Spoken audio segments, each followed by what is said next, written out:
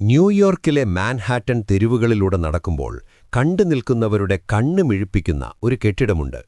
27 Madison അവന്യൂവിൽ സ്ഥിതി ചെയ്യുന്ന അപ്പൽ-ലേറ്റ് division court house. വെറുമൊരു കോടതി കെട്ടിടമല്ല ഇത്. ലോകത്തിലെ തന്നെ ഏറ്റവും മനോഹരമായ വാസ്തുവിദ്യാ വിസ്മയങ്ങളിൽ ഒന്നാണിത്.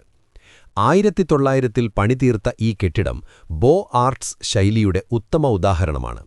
ഈ കെട്ടിടത്തിന്റെ മുകൾ ഭാഗത്തേക്ക് നോക്കിയാൽ ലോകചരിത്രത്തിലെ മഹാന്മാരായ നിയമജ്ഞരുടെ ശില്പങ്ങൾ കാണാം. മോശയും കൺഫ്യൂഷ്യസും മുതൽ ഭാരതീയ നിയമസംഹിതയുടെ പ്രതീകമായ മനു വരെ അവിടെയുണ്ട്. നീതിയുടെയും നിയമത്തിന്റെയും സാർവത്രികമായ പാരമ്പര്യമാണ് ഈ ശില്പങ്ങൾ വിളിച്ചോതുന്നത്.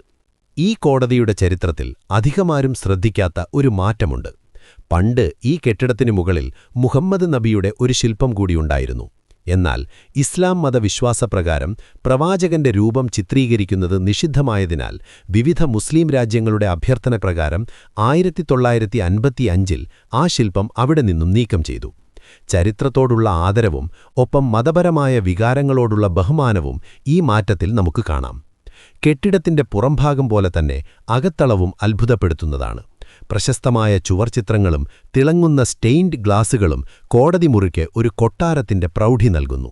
ഇന്ന് ന്യൂയോർക്കിന്റെ ഒരു പ്രധാന അടയാളമായി ഈ കെട്ടിടം നിലകൊള്ളുന്നു. നിയമം എന്നത് കേവലം കടലാസിലല്ല, മറിച്ച് അത് മനുഷ്യ സംസ്കാരത്തിന്റെ അവിഭാജ്യ ഘടകമാണെന്ന് ഈ കെട്ടിടം നമ്മെ ഓർമ്മിപ്പിക്കുന്നു. ന്യൂയോർക്കിലെ ഈ വിസ്മയത്തെക്കുറിച്ച് നിങ്ങൾ കേട്ടിട്ടുണ്ടോ? താഴെ കമന്റ് ചെയ്യൂ.